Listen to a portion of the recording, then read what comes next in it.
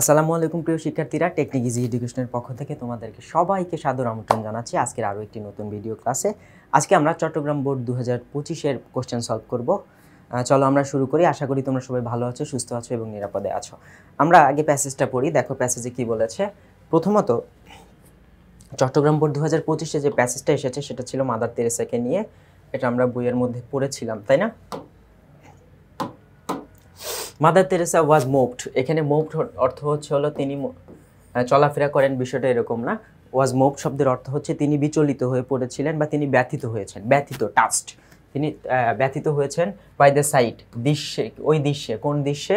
Of the sick and dying people, অসুস্থ মানুষের দৃশ্য এবং পাশাপাশি তোমার মুমূর্ষু ব্যক্তিদের যে দৃশ্য রাস্তার মধ্যে, এই যে on the street of Kolkata, কলকাতার রাস্তায় সেই মানুষগুলোর দৃশ্য দেখে তিনি মূলত ব্যথিত হয়েছেন, ব্যথিত হতেন।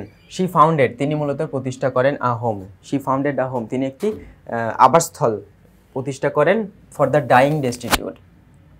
ডাইং শব্দের অর্থ হচ্ছে মুমূর্ষু, মুমূর্ষু দুস্থ মানুষের জন্য। অ্যান্ড নেমড ইট, এবং এটার নামকরণ করেন নির্মল হৃদয়। তিনি মূলত এটার নামকরণ করলেন নির্মল হৃদয়, মিনিং পিওর হার্ট, যেটাকে ইংরেজিতে কি বলা হয়? Pure heart. হ্যাঁ, নির্মল হৃদয় হচ্ছে বাংলায় নাম, ঠিক আছে? যেহেতু কলকাতায় নামটা বাংলায় দেয়া হয়েছে। She and her fellow naans, এখানে নান বলতে কাদের বোঝায়? ছেলেদের হচ্ছে রেকলুজ বলা হয়, যারা বিবাহ করে না এবং সন্ন্যাসী জীবনযাপন করে, বা বিবাহ করলেও তারা মূলত একটা সময় সংসারের মায়া ছেড়ে কোথায় জঙ্গলে গিয়ে বসবাস করে, বা হচ্ছে সবার থেকে আলাদা হয়ে পাহাড়ে গিয়ে বসবাস করে, সেটাই হচ্ছে সন্ন্যাসী জীবন। ছেলেদের ক্ষেত্রে এটাকে বলা হয়েছে রেকলুজ। আর মেয়েদের ক্ষেত্রে যারা মূলত জীবন যৌবনকে বিসর্জন দিয়ে, যারা স্বামী সংসারকে গ্রহণ না করে, তারা মূলত একাকী জীবনযাপন করে এবং কোনো একটি নির্দিষ্ট উদ্দেশ্যে জীবনকে অতিবাহিত করে, তাদেরকে বলা হয় নানস, রাইট? তাহলে নানস বলতে সবসময় নারীদেরকে বুঝাবে। এবং অনুসারী, she and her fellow naans, এবং অনুসারী যে নারীরা। ব্রট দ্য ব্রট, ব্রট মানে আনতেন। ব্রট, এই ব্রটের পরে হচ্ছে, ব্রটের জন্য যে অফ বসছে, অফ মানে হচ্ছে সরানো। অফ শব্দের অর্থ যেখানে আছে সেখান থেকে সরিয়ে দেয়া। তাহলে তারা মূলত কি করতেন? আনতেন, সরিয়ে আনতেন। কাদেরকে? দ্য ডাইং পিপল, মানে মুমূর্ষু ব্যক্তিদেরকে, প্রায় মরমর অবস্থায় এই সকল ব্যক্তিদেরকে নিয়ে আসতেন। কোথা থেকে নিয়ে আসতেন? দ্য স্ট্রিট, হ্যাঁ, রাস্তা থেকে নিয়ে আসতেন। স্ট্রিট অফ কলকাতা, কলকাতার রাস্তা থেকে নিয়ে আসতেন। টু, কোথায় নিয়ে আসতেন? টু দিস হোম, এই বাসায় বা আবাসস্থলে নিয়ে আসতেন। তাহলে কলকাতার রাস্তা থেকে তুলে মূলত এই বাড়িতে বা এই আবাসস্থলে নিয়ে আসতেন। They were lovingly looked after, তাদেরকে খুবই যত্নের সাথে, ভালোবাসার সাথে দেখাশোনা করা হতো। অ্যান্ড কেয়ার ফর, এবং যত্ন নেওয়া হতো। তাদেরকে ভালোবাসা হতো, সেখানে ভালোবাসা দেওয়া হতো, এবং মানে এক কথা তাদের যে সেবা করা সেটা করা হতো। সিন্স দেন, তারপর থেকে, সেই সময় থেকেই, মেনি মেন, অনেক পুরুষেরা, ওমেন অনেক নারীরা, হ্যাঁ, ওমেন অনেক নারীরা, তারপরে অ্যান্ড চিলড্রেন, এবং তারপরে আমরা বাচ্চাদেরও দেখতে পাচ্ছি, অনেক বাচ্চাদেরও, চিলড্রেন অনেক বাচ্চারা রয়েছে। হ্যাভ বিন টেকেন, তাদেরকে নেওয়া হতো বা তাদেরকে মূলত আনা হতো। Have been taken from the street and carried to, এবং তাদেরকে এখান থেকে তুলে আনা হতো, রাস্তা থেকে তুলে নেওয়া হতো এবং নিয়ে আসা হতো নির্মল হৃদয়ে, হ্যাঁ, এই বাসায় নিয়ে আসা হতো। This unloved, unloved and uncared for, this unloved and uncared, এখানে আনলাভ শব্দের অর্থ হচ্ছে ভালোবাসাহীন, এবং আনকেয়ার্ড মানে যত্নহীন। For people, uncared for people, এই যে এই সকল মানুষের জন্য কোনো যত্ন নেওয়ার মানুষ ছিল না, ভালোবাসার মানুষ ছিল না, সেই মানুষগুলো গেট অ্যান অপরচুনিটি, তারা পেয়ে গেল, কি পেয়ে গেল? একটা সুযোগ পেয়ে গেল। To die an environment, in an environment of kindness and love, তারা এমন একটা পরিবেশ পেয়ে গেল যেখানে তারা যদি মারাও যায় তাহলে অবশ্যই দয়া এবং ভালোবাসার একটা পরিবেশে তারা মারা যাবে। এটা হচ্ছে এই বাসার, মানে এই বাড়িতে আনার পরের অবস্থা। In their last hours, last hours বলতে তাদের জীবনের শেষ সময়টুকু। দে গেট হিউম্যান, তারা কি পায়? হিউম্যান মানে হচ্ছে মানুষ, অ্যান্ড ডিভাইন লাভ, তারা মানুষের ভালোবাসা পায় এবং স্বর্গীয় ভালোবাসা পায়। এখানে তারা মানুষের ভালোবাসা এবং স্বর্গীয় ভালোবাসার কথা বোঝানো হচ্ছে। অ্যান্ড ক্যান ফিল, এবং তারা অনুভব করতে পারে। They are also children of God, এখানে হচ্ছে স্রষ্টার সৃষ্টি বলবা, তারা অনুভব করতে পারে। হয় না যে অনেক সময় যে আমরা বিপদে পড়লে, অনেক সমস্যায় পড়লে বলি না যে আমার সঙ্গেই কেন এরকম হয়, স্রষ্টা কেন আমার সঙ্গেই এটা করেন, ঠিক আছে? এরকম চিন্তাভাবনা কিন্তু আমাদের মাথায় আসে। এখন কথা হচ্ছে এখানে তারা যখন ভালোবাসা পায় তখন তাদের মনে হয় যে হ্যাঁ, আমাদেরও স্রষ্টাই সৃষ্টি করেছেন। এখানে আমরা চিলড্রেন অফ গড বলতে তিনি খ্রিস্টান ছিলেন, তো এই যে এখানে মাদার তেরেসা তিনি হচ্ছে খ্রিস্টান ছিলেন। তো যার কারণে তারা নিজেদেরকে স্রষ্টার সন্তান হিসেবে মনে করেন, যেটা মুসলমান হিসেবে আমি বলতে পারি না। দ্যাটস ওয়াই আমরা এখানে বলবো যে তারাও হচ্ছে স্রষ্টার সৃষ্টি।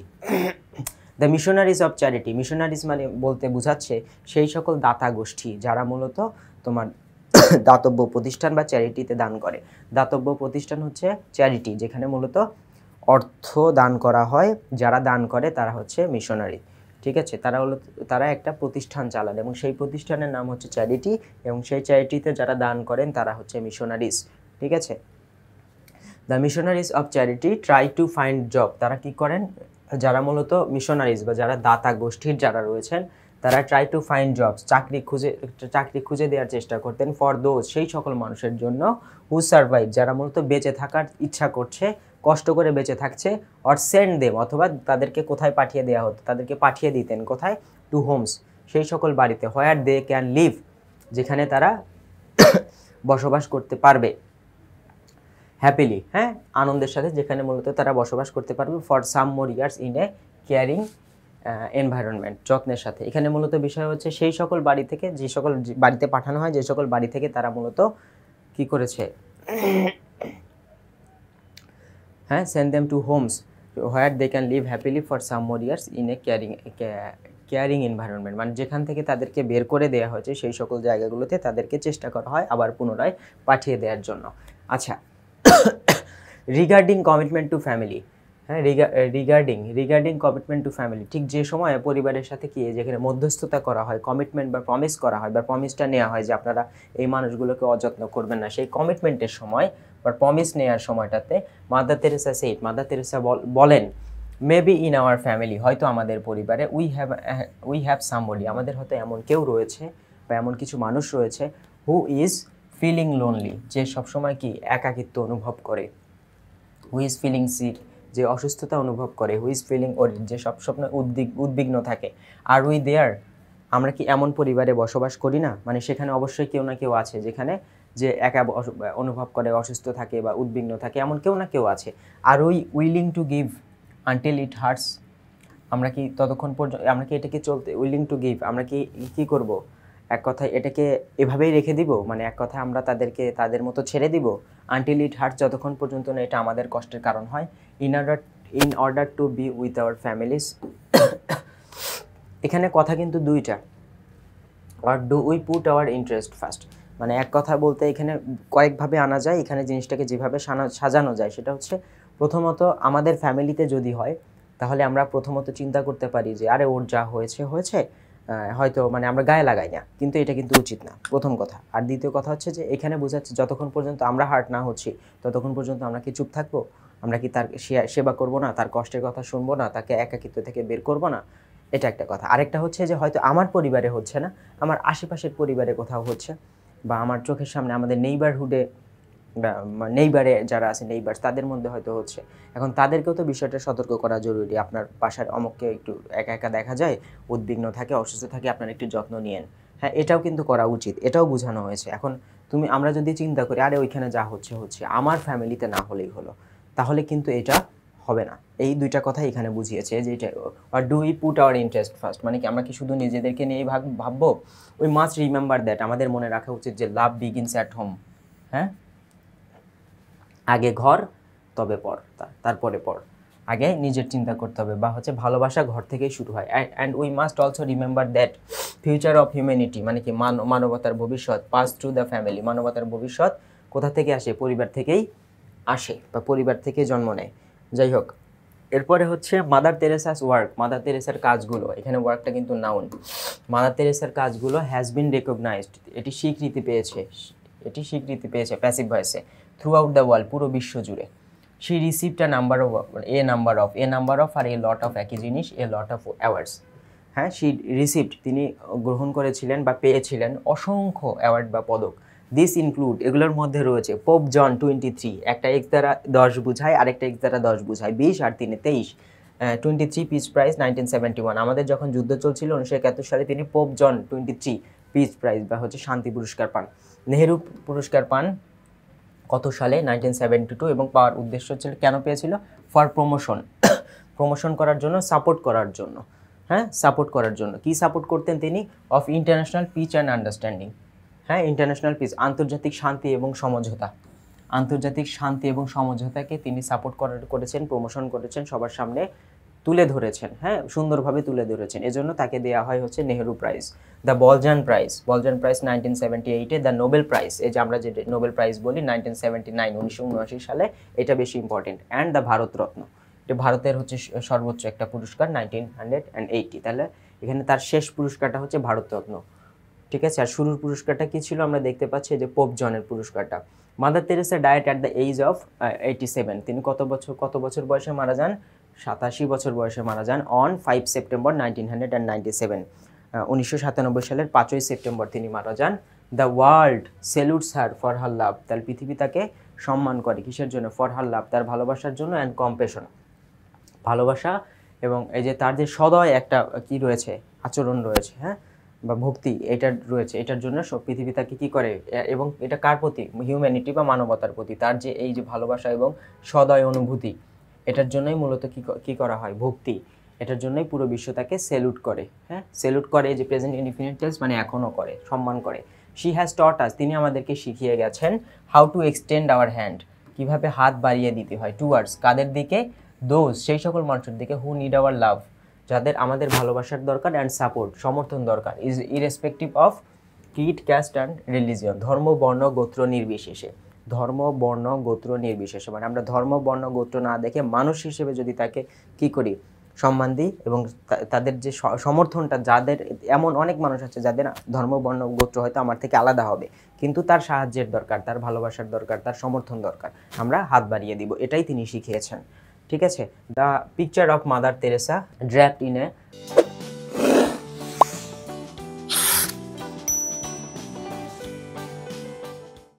White and blue bordered sari with a wrinkled face, ever soft eyes and saintly smile lives on in our mind। যখনই তার ছবির কথা, বা যখনই আমরা কি করি, তার কথাটা যখন স্মরণ হয়, তখন তার একটা ছবি আমাদের মনে ভাসে, ঠিক আছে। এবং সেই ছবিটা কেমন? Draped in a white and blue border sari, যেখানে মূলত সাদা রঙের শাড়ি, নীল পাড়ের, সাদা রঙের শাড়ি কিন্তু নীল পাড়ের শাড়ি। হ্যাঁ, পাড়টা হচ্ছে নীল। উইথ এ রিঙ্কল ফেস, মানে চামড়া কুচকে যাওয়া একটা চেহারা, সামান্য একটু কুচকে যাওয়া চেহারা। এভার সফট আইস, মানে হচ্ছে নির্মল একটা চোখ। হ্যাঁ, নির্মল একটা সুন্দর একটা চোখ, নরম একটা, হ্যাঁ, এরকম সফট। এভার সফট মানে হচ্ছে তার দৃষ্টি হচ্ছে নরম বা সফট একটা দৃষ্টি। আর হচ্ছে আ সেন্টলি স্মাইল, সেন্টলি স্মাইল মানে হচ্ছে পবিত্র একটা হাসি। তখন তার ছবি বলতে যখনই তার কথা মনে হয়, আমাদের মনে তার এই ছবিটা ভেসে ওঠে, তাই তো। আমরা প্যাসেজটা পড়েছি, চলো আমরা এটা অল্টারনেটিভগুলো পড়ে ফেলি। What did Teresa and her fellow nuns do, কী করতেন তারা? মূলত গ্যাদার্ড করতেন, তিনি গ্যাদার ডাইং পিপল, মুমূর্ষু ব্যক্তিদেরকে গ্যাদার করতেন, অ্যান্ড লুক আফটার দেম, এবং তাদের দেখভাল করতেন, ঠিক আছে। এখানে আমাদের এটাই হবে কারেক্ট অ্যান্সার। তিনি হেলদি পিপলদের কালেক্ট করতেন না বা সংগ্রহ করতেন না, একত্রিত করতেন না। Send them to their home, তাদের বাসায় পাঠানো হতো, কিন্তু পাঠানোর কাজটা করতো মিশনারিজরা। হ্যাঁ, মিশনারিজরা, এটা নানসরা করতো না, বা হচ্ছে মাদার তেরেসা করতো না, পাঠানোর কাজটা করতে হচ্ছে মিশনারিজরা। দ্যাটস ওয়াই আমাদের এখানে এটা অ্যান্সার হবে না। গিভ দেম ফুড অনলি, তাদেরকে শুধু খাদ্য দিতেন, এটাও হবে না। তাদেরকে থাকার ব্যবস্থা করে দিতেন, এইটা হচ্ছে প্রথমত অ্যান্সার হবে। তাদেরকে থাকার ব্যবস্থা করে দিতেন, মুমূর্ষু ব্যক্তিদের কী করতেন? লুক আফটার, তাদের দেখাশোনা করতেন। বি নম্বরে যদি দেখি, she got Nobel prize for piece in, তিনি কত সালে নোবেল প্রাইজ পান? আমরা দেখেছি 1979, 1979 সালে তিনি মূলত নোবেল পুরস্কার পেয়েছিলেন। Mother Teresa is a symbol of, এখানে লাভ মানে ভালোবাসা, কাইন্ডনেস মানে দয়া, দুই অ্যান্সার হবে দুইটাই। জেলাসি, তিনি তো কাউকে হিংসা করেন নাই, তার হিংসা দেখে তো আমরা এটা কি হয় না, আমরা অনুপ্রাণিত হই না, তাই না? এই জন্য এটা অ্যান্সার হবে না, 1 ও 2। এখন দেখা যাচ্ছে 4 নম্বরে কি 1 আর 2টাকে একসাথে দেওয়া হচ্ছে, এই জন্য 1 আর 2কে অ্যান্সার না দিয়ে আমরা 4 নম্বরকে এখানে কারেক্ট অ্যান্সার দাগাবো, ঠিক আছে। নির্মল হৃদয় ইজ এ হোম ফর, কাদের জন্য? নির্মল হৃদয় অবশ্যই ইনসেন বা হচ্ছে রিচ এদের জন্য না, হেলদি পিপলের জন্য না, এটা হচ্ছে sick and the dying destitute, এটা এদের জন্য, ঠিক আছে। কমিটমেন্ট টু ফ্যামিলি বলতে কি বোঝাচ্ছে? যখন পরিবারের কাছে কি নেওয়া হতো? প্রমিস করা হতো বা প্রমিস নেওয়া হতো, তাহলে এখানে অ্যান্সার হবে হচ্ছে promise to family. The word moved, এখানে মুভড শব্দের অর্থ কি? এই যে প্রথমেই আমরা দেখেছিলাম, হ্যাঁ, মাদার তেরেসাকে কী করে? সেই আচরণটা তাকে মূলত মুভড বা টাচ করে, বলছি না, ওই যে ব্যথিত করে, তাহলে এখানে ব্যথিত অর্থ হচ্ছিল টাচড বসবে, ঠিক আছে। আর Teresa serve the ill fated people with, তিনি মূলত কী করতেন? কি দিতেন? ইল ফেটেড মানে হচ্ছে দুর্ভাগ্যবান ব্যক্তিদের, ইল ফেটেড দুর্ভাগ্যবান ব্যক্তিদের কি, হেটেড মানে ঘৃণা, নো লাভ কোনো ভালোবাসা দিতেন না, সেলফ ইন্টারেস্ট শব্দের অর্থ কি, এখানে নিজের যে ইচ্ছাগুলো, হ্যাঁ সেলফ ইন্টারেস্ট মানে হচ্ছে নিজের স্বার্থ বুঝিয়ে দিতেন, আর হচ্ছে হিউম্যান অ্যান্ড ডিভাইন লাভ মানুষের ভালোবাসা এবং স্বর্গীয় ভালোবাসা দেওয়ার চেষ্টা করতেন। এখানে আমাদের কারেক্ট অ্যান্সার হবে হচ্ছে জি নম্বর। ঠিক আছে, ওকে, তাহলে আমাদের এখানে এই যে 5টা ছিল বা যেখানে 7টা ছিল, এই 7টা আমাদের শেষ। আশা করি এই 7টাতে আর কোনো সমস্যা নেই, পরীক্ষায় এগুলো এসেছিল। এখন আমাদের এখানে টোটাল 5টা প্রশ্ন আছে। প্রশ্নগুলো কি আছে, why was Mother Teresa moved, why do you think Mother Teresa won so many awards. আচ্ছা, হোয়াই ওয়াজ মাদার তেরেসা, তিনি কেন ব্যথিত হতেন, 2 নম্বর প্রশ্ন। আমরা চলো এখান থেকে অ্যান্সার পড়বো। এটা কত পৃষ্ঠায় আছে, 402 পৃষ্ঠা, চিটাগং বোর্ড। ওকে, তিনি মূলত কেন ব্যথিত হতেন, এই যে দেখো প্রশ্নের উত্তরগুলো আমরা পেয়ে গেছি।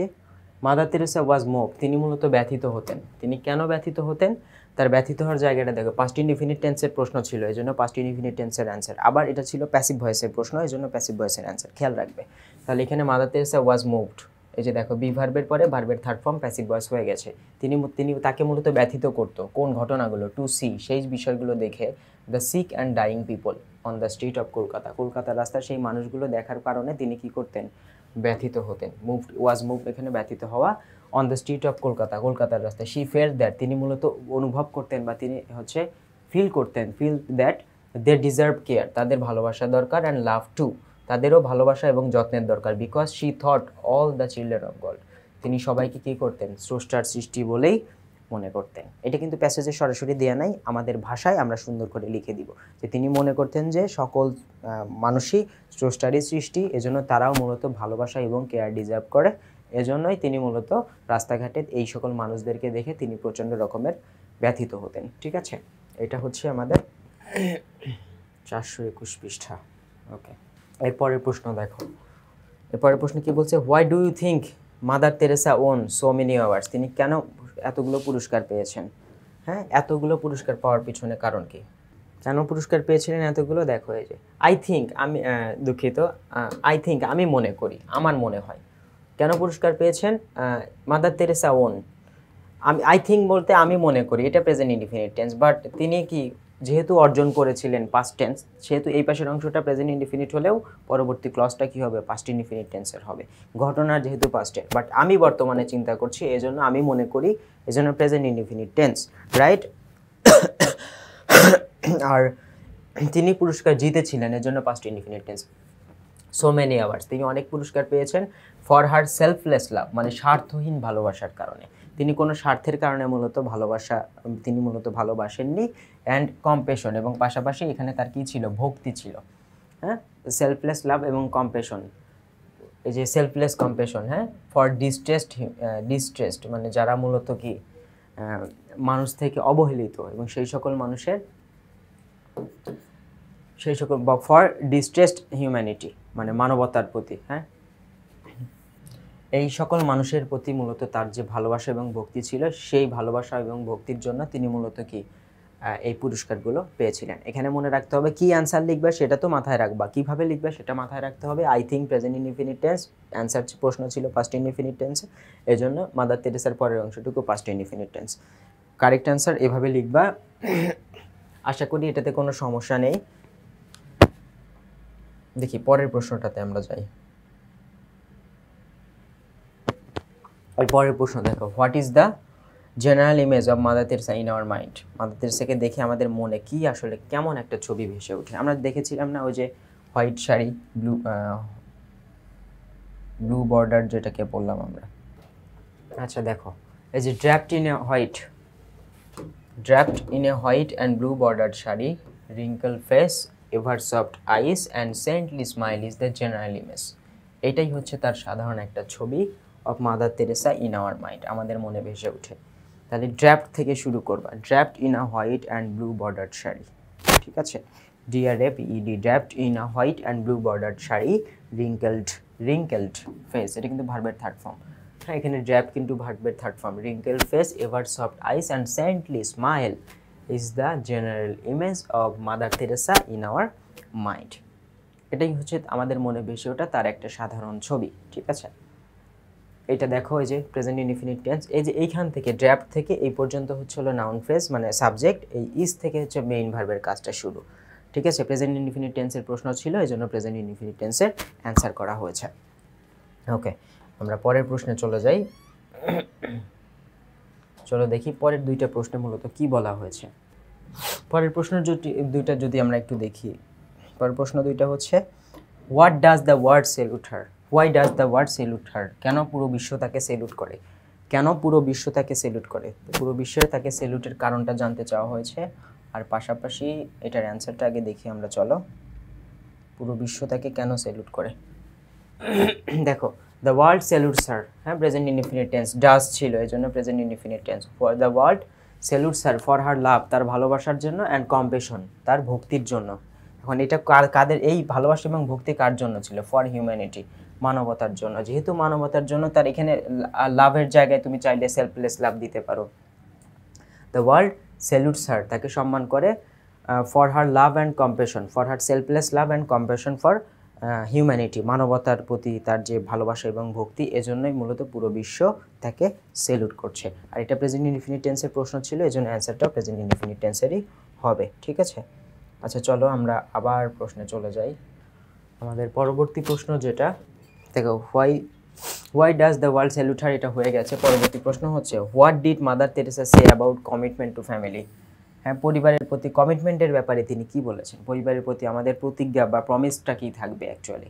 হ্যাঁ, যখন আমাদের পরিবারের সাথে যখন আমাদের একে অপরের প্রতি একে অপরের কমিটমেন্ট বা দায়িত্বটা অ্যাকচুয়ালি কী থাকে, আমাদের দায়িত্ব নিয়ে যদি আমরা একটু কথা বলি, একজনের সাথে আরেকজনের আসলে সম্পর্কটা কেমন হওয়া উচিত, তখনই আমরা অ্যান্সারে চলে গিয়ে এখানে অ্যান্সার থেকে যদি অ্যান্সারটা দেখি আমরা, এখানে কী হতে পারে আমাদের একে অপরের প্রতি কমিটমেন্ট। কমিটমেন্টটা কি? অ্যাবাউট কমিটমেন্ট টু ফ্যামিলি, মানে যখন কমিটমেন্টের ব্যাপারে মূলত মাদার তেরেসা বলেন that love begins at home, ভালোবাসা শুরু হয় কোথা থেকে? ঘর থেকে, মানে আগে ঘর তবে তারপরে হচ্ছে পর। And future of humanity passes through the family, মানবতার ভবিষ্যৎ শুরু হয় বা মানবতার ভবিষ্যৎ বেড়ে ওঠে কোথায়? পরিবারে। সো উই শুড লাভ, এটা তিনি বলেন নাই, বাট জাস্ট এই দুইটা কথার সমষ্টি হচ্ছে এই অংশটুকু, যে we should love and feel for our family, আমাদের অবশ্যই পরিবারকে ভালোবাসা উচিত। And we should and feel, হ্যাঁ এখানে মূলত আমাদেরকে পরিবারকে কী করা উচিত? ফিল করা উচিত। ফ্যামিলি মেম্বারদের জন্য আমাদের কষ্ট থাকা উচিত, যে ফিল, অনুভূতি থাকা উচিত। We should feel for our family members, আমাদের পরিবারের লোকজনের জন্য আমাদের অবশ্যই অনুভূতি থাকা উচিত। ফার্স্ট হু আর সিক, হ্যাঁ মেম্বার্স ফার্স্ট, মানে আশেপাশের লোকের চেয়ে আগে পরিবারের লোকের জন্য অনুভূতি থাকা উচিত। হু আর সিক, যারা অসুস্থ, যারা লোনলি শব্দের অর্থ কি? একাকিত্ব অনুভব করে। অ্যান্ড অর ওরিড, যারা হচ্ছে উদ্বিগ্ন থাকে।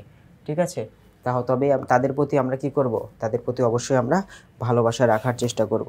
এদের প্রতি ভালোবাসা রাখার তারপরেই আমরা কি করব? তারপরেই হচ্ছে আমরা নিজেদের ফ্যামিলি মেনটেন করার পরে তারপরে অন্যদের প্রতি আমরা ভালোবাসা দেখানোর চেষ্টা করব। যাই হোক, আমাদের এই অংশটুকু শেষ হয়েছে। পরবর্তী কোনো ক্লাসে তোমাদের সঙ্গে আবার দেখা হবে। আমি ইমরান মাহমুদুল শিফাত বিদায় নিচ্ছি তোমাদের মধ্যে থেকে। তোমরা সবাই ভালো থেকো, সুস্থ থেকো, নিরাপদে থেকো। আসসালামু আলাইকুম।